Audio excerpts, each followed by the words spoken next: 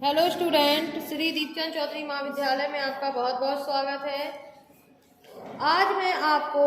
जो खाद्य वर्ग होते हैं यानी कि जो कि हमारे फूड ग्रुप्स हैं उनके बारे में जो है मैं आपको डिटेल में बताने वाली हूँ। तो जैसे कि जो खाद्य वर्ग जो हमारे होते हैं उन वर्गों को हम डिवाइड करते हैं। जैसे कि कुछ अनाज होते हैं, कुछ दूध से बनी चीज़ें या दूध ही होते हैं, कुछ सब्जियां और फल होते हैं, कुछ दालें या और मांस वर्ग जो है वो एक अलग ही वर्ग होता है, क्योंकि सबसे कुछ ना कुछ मिलता है। जैसे खाद्यान्न वर्ग है तो उससे हमें कार्बोहाइड्रेट मिलता है, दाल और मांस वर्ग है तो वो प्रोटीन का अच्छा खासा सोर्स है, सब्जियां और फल की बात करें तो इनसे मिनरल एंड जो है मिनरल्स एंड वाइटामिन जो है वो मिल जाते हैं। उसके साथ दूध वर्ग की बात करें तो इसके अंदर भी हमें प्रोटीन, कैल्शियम वगैरह जो है वो भी बहुत ही अच्छी मात्रा में जो है हमें मिल जाता है। तो सबसे पहले हम बात करते हैं कि जो खाद्य वर्ग बनाए गए हैं वो उनमें से कुछ ऐसे वर्ग हैं जिनमें कुछ पोषक तत्व अधिक मात्रा में पाए जाते हैं तो कुछ जो है बहुत कम मात्रा में पाए जाते हैं, और विभिन्न खाद्य वर्गों की उसमें उपस्थित जो पोषक तत्वों के आधार पर जो है हम इसे डिवाइड करते हैं। तो जैसे कि पहला है कि सबसे पहले जो 4 खाद्य वर्ग योजना का निर्माण किया गया, लेकिन बाद में इसी सिद्धांत पर दूसरी योजनाएं भी हैं उन पे भी काम किया गया, जिससे कि केवल वर्गों की संख्या में तो अंतर आया लेकिन सभी एक ही बात करते हैं और सभी के अंदर जो है हमें पोषक तत्वों की जो है क्या मात्राएं मिलनी चाहिए उस हिसाब से ये बनाए गए हैं। जैसे कि कुछ 4 खाद्य वर्ग हैं तो कुछ 5 बनाए गए हैं, कुछ 7 के फूड ग्रुप्स हैं, तो एक हमारा 11 का भी फूड ग्रुप है जिसे MS स्वामीनाथन द्वारा बनाया गया था। इसके अलावा जो है एक योजना में खाद्य वर्गों की जो संख्या जितनी कम होगी, गृहिणी को दैनिक जीवन में जो है खाद्य पदार्थों का चयन करने में उतनी ही आसानी होगी। सबसे पहले जो है खाद्य वर्ग योजनाएं शिक्षा संबंधी साधन के रूप में बहुत ही उपयोगी जो सिद्ध होती हैं। ये घर में भी सिद्ध होती है, तो चाहे ये आपके किसी भी फूड मैनेजमेंट में जो है काम किया जाए तो उसमें भी ये काफ़ी मीनू सेट करने में जो है ये काफ़ी सहायक या हेल्पफुल जो है होती हैं। तो इनमें से जो सबसे पहला खाद्यान्न वर्ग है वो है हमारा खाद्यान्न वर्ग, जिसके अंतर्गत जैसे अनाज आते हैं जैसे गेहूं, चावल, मक्का, बाजरा, रागी, सूजी, ज्वार जैसी जो चीज़ें अनाजों के रूप में हमें सामने आती हैं वो हम इसमें डालते हैं। और आज अगर हम होल वर्ल्ड की बात करें तो जितनी भी कंट्रीज़ हैं उनमें जो है आहार का जो आधार है वही ये हमारा खाद्यान्न वर्ग जो है उसमें आता है, और आवश्यक ऊर्जा प्राप्ति का मुख्य सोर्स भी यही खाद्यान्न वर्ग है, क्योंकि अनाजों से हमें जो है सबसे ज़्यादा मात्रा में कार्बोहाइड्रेट जो है मिलता है, और कार्बोहाइड्रेट क्या देता है हमें, एनर्जी देता है। इसीलिए इसको हम जो है ऊर्जा प्राप्ति का सोर्स भी इसी को मानते हैं, क्योंकि जो कार्बोयुक्त पदार्थ होते हैं वो प्रोटीन की अपेक्षा या वसा की अपेक्षा जो है सस्ते होते हैं, और भारतीय की जो गरीब जनता में जो आहार में जो है मुख्य रूप से जो है ये रोटी के रूप में या चावल के रूप में हमारे सामने जो है ये आते हैं। और ये जो प्रत्येक आहार में जो है सुबह के मॉर्निंग का चाहे हम बात करें ब्रेकफास्ट का, चाहे मिड की बात करें, चाहे इवनिंग की बात करें या डिनर की बात करें, तो सभी में किसी न किसी रूप में जो है ये खाद्यान्न वर्ग या अनाजों को जो है इसमें शामिल किया जाता है।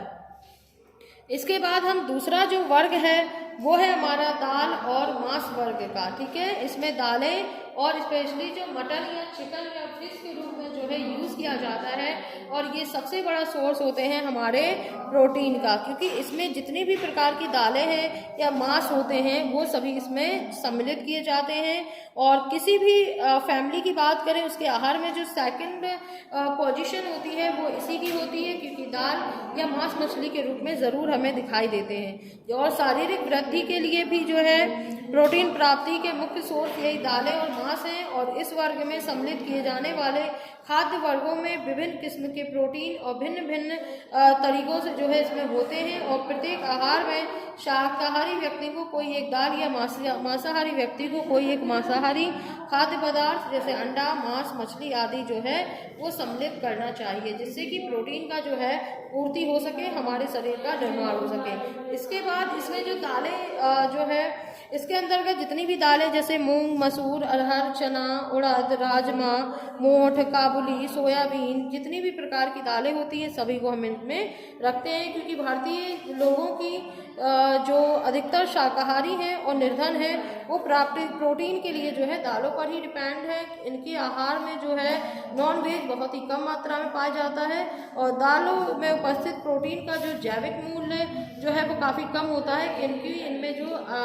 हमारे एसेंशियल अमीनो एसिड जो होते हैं उनमें मिथियोनाइन बहुत ही कम मात्रा में होता है। और अरहर की दाल में जो है